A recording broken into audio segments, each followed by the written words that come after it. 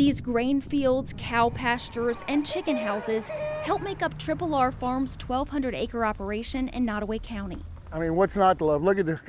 I'm out here every morning. I was down here this morning at 5 o'clock. It's a way of life.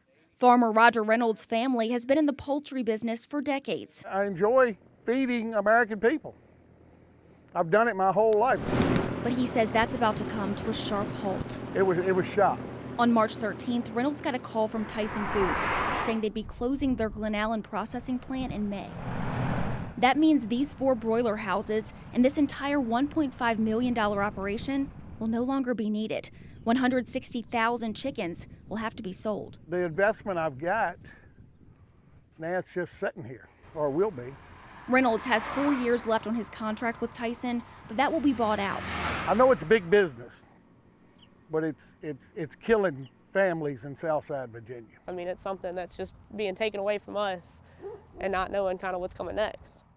Reynolds' daughter, Carmen, said she always thought she and her sister would have this chicken farm to help make ends meet. And me looking as far as a job in the future, kind of something that I'm going to have to piggyback off of as well as this, if this isn't here, to be able to support myself in my future. That's devastating, and we can't sit here and keep watching it and not take any type of action. Steve Bowen is the chairman of the Nottoway County Board of Supervisors. So I always said, look, I want to leave it better than I found it. I feel like I'm breaking that promise to the next generation, so that's really hard for me. He and the mayors of Blackstone, Crew, and Burkeville have sent a letter to the governor asking him to do all he can to bring an integrator into the area, a company to replace Tyson and help these poultry farms survive. We lost all our tobacco farmers, and then there was no more dairy farmers in Southside Virginia. And now you're talking about our poultry farmers. Bowen and the board even have a proposal to offer up land for a new plant at the recently renamed Fort Barfoot.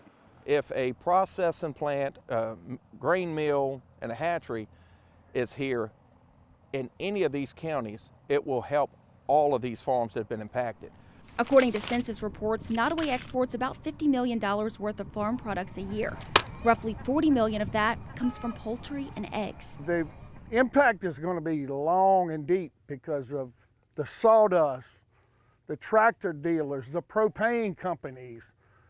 I mean, it's just numerous. The convenience stores that sold water to the catch crews, the landlords that rented to the catch crews, the mechanics that worked on vehicles. It's going to be a long time to really absorb this. Fortunately for Reynolds, he still has an active contract with Tyson for his breeder operation.